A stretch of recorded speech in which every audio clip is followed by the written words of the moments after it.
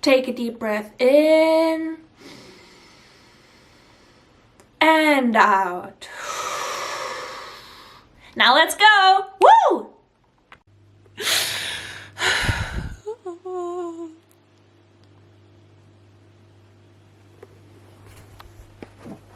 Hi, help.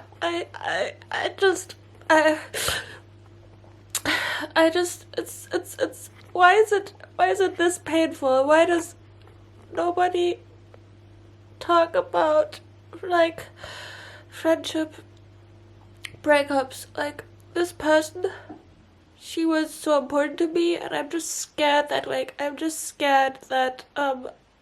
everything is gonna remind me of that person, and I'm just scared that I'm not gonna sleep, that I'm gonna like jump into a depressive state, and I don't know what to do right now, and it's just pain, and I have a lot of not a lot of history, like not in time, because we only met each other like a year ago. We didn't even know each other. So we've been friends for like a year, but it's like we've lived like lifetimes together, because we've sent each other these voice messages like every day, and it was like for me, I don't. Okay, no, this is going too deep. Sorry, I'm on YouTube after all. No, okay.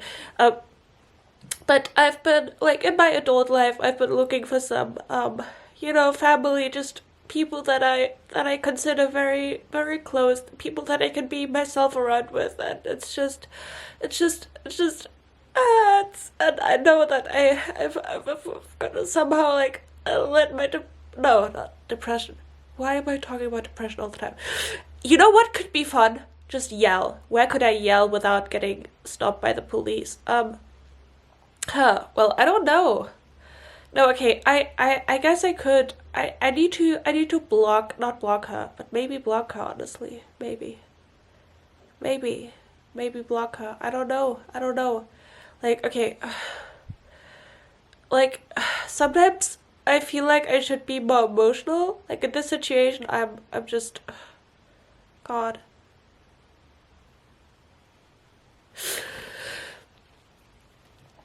Okay, but at this moment it just feels like I'm just abandoned. I'm just lonely, and I don't know if that's any. Okay, okay. This camera, this recording is like my signal to keep going. Okay, to be there every.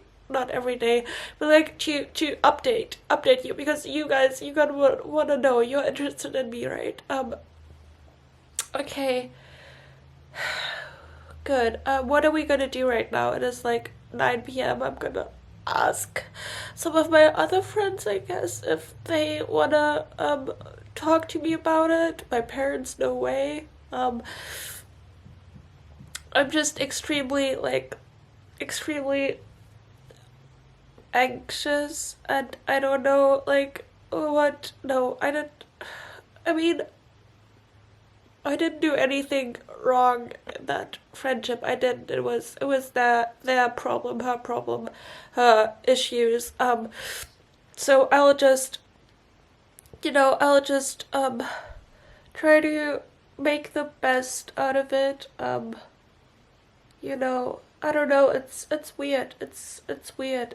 It's just weird, and I've made like this photo album of them, and I don't know what to do with it. Like, I don't know, maybe I could do something symbolic, like, I don't know, paint it over with like pictures of me, pictures of my friends. I just feel very alone. Like that fear of abandonment is just it's just a lot.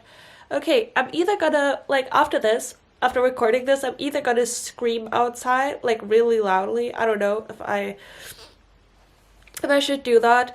Isn't there like an abandoned, I don't know, abandoned woods or something? Oh, I could type in my phone, is it legal to scream in Germany, Berlin? And maybe that's gonna be a yes, maybe. I just don't know how I'm gonna get through the next. No, but I've been through worse. I've been through depression. Am I depressed right now? Okay, I've been through depression. I've been through a lot. I can be through more, and I don't know. Maybe the sleeping is gonna get better. Maybe I'm gonna get better. I don't know. I've got my therapist. I can always go into my private, cute psychiatric hospital. I have my friends. Yeah, that's that. Okay. Um, I'll see you guys soon, hopefully. Yeah, I kind of don't want to stop talking to you guys because, yeah, I don't know. I don't want to be alone. Yeah, bye. Oh my god. It is now 3 days after the friendship breakup happened, and I'm not crying anymore. I'm not. I've cried 2 times, like on the day that it happened, obviously, and then the day after, because I noticed that in the evening, especially, I'm more prone to being sad because I'm alone with my thoughts. You know, throughout the day, I've got a lot to do. I keep myself busy, I keep my mind busy, I keep my emotions non existent. So that is good. But in the evening, they all resurface, and I think about her a lot because, you know, in the evening, that's when we used to communicate. So it does make me sad, and it did make me sad. But I talked about this issue with 2 other friends, actually quite a lot of people.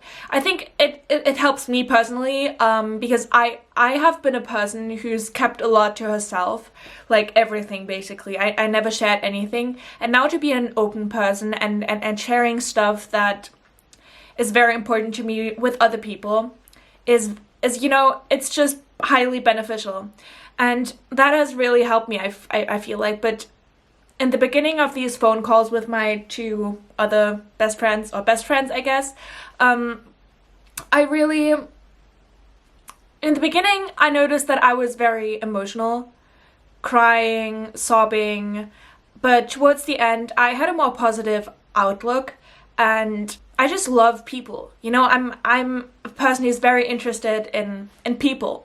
I still don't know if I want to look at pictures of me and that friend together. My therapist said I just talked to her like on the phone or on a video call. She was like, yeah, it can be helpful to submerge yourself or to dive into the emotion basically, and so that you learn that the emotion is not something that you know, die of, or something that like you don't get rid of anymore. It's just a moment in time where you have a certain feeling. But right now I just don't deem it necessary to look at the photos. I'm grateful for my friend, because I've actually gotten into knitting. Sorry, I forgot I can't show you because it's in my bag and I'm too lazy to get it.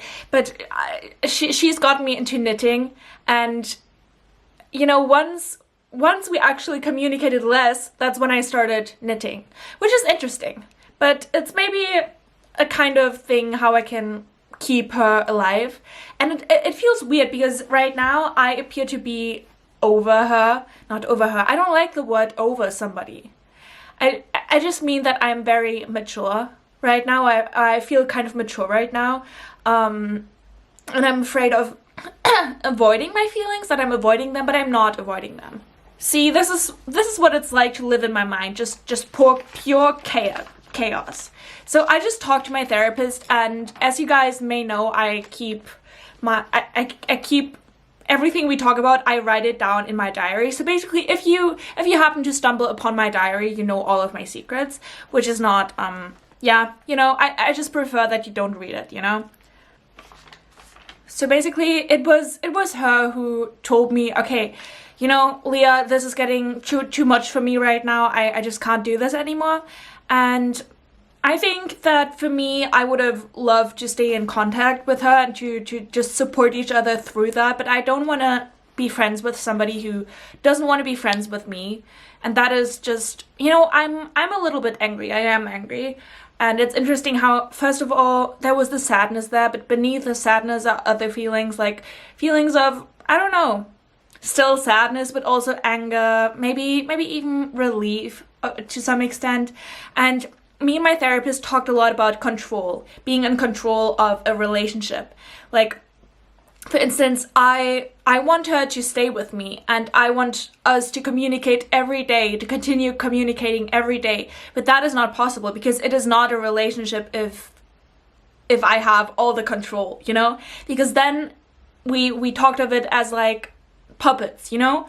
I have puppets and I pull certain strings, and I don't want to do that, because I don't want any puppets. Like, I want human relationships. And also my therapist, you know, she just turned 30, and she told me, oh, in my 20s, it was the same. I kept losing contact with people and then getting back into contact. And once you have a base, as in gotten to know a person, and then maybe taking your distance, then if you happen to come back to one another, you have this base that you can build upon, and that is a beautiful thing. And I think in your 20s you also change a lot, which is a beautiful thing. It really is beautiful. And so I'm ready for that. Am I still sad? Yes. Would I like to look at photos of her right now? No. For the moment, I just want to focus on myself, and afterwards I think I'll be ready to mourn the past. I found a replacement! No, half kidding. But I do still think about her a lot. And especially the past few days, I've been a little bit sad and maybe nostalgic, because I was thinking about the good moments that we had, inside jokes. Those were really funny. But yesterday I went out, not out, but I went to hang out with this girl that lives in my student dorm.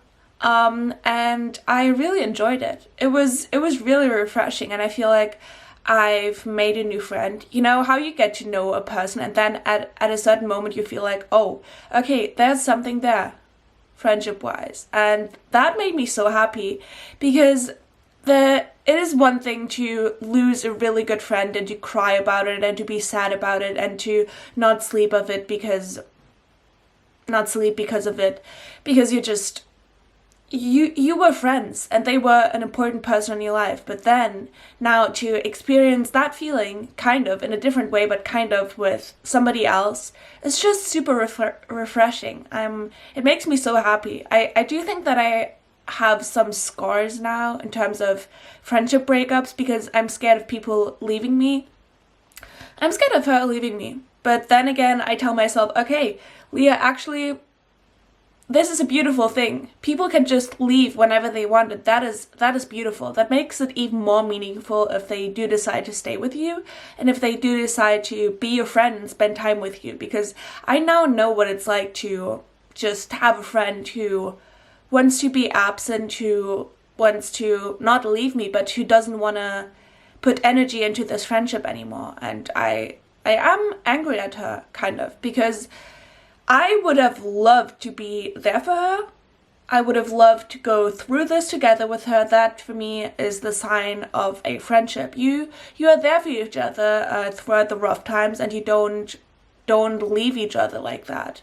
Not the no contact thing. To me, that is just not really the vibe and what I'm looking for in my friendships. I mean, this is obvious, but for me, strength really comes from going through stuff together, and she just took that opportunity away from us, away from our friendship. And that is, I mean, do I judge her? No. She can do whatever she wants. That's the beauty in friendships.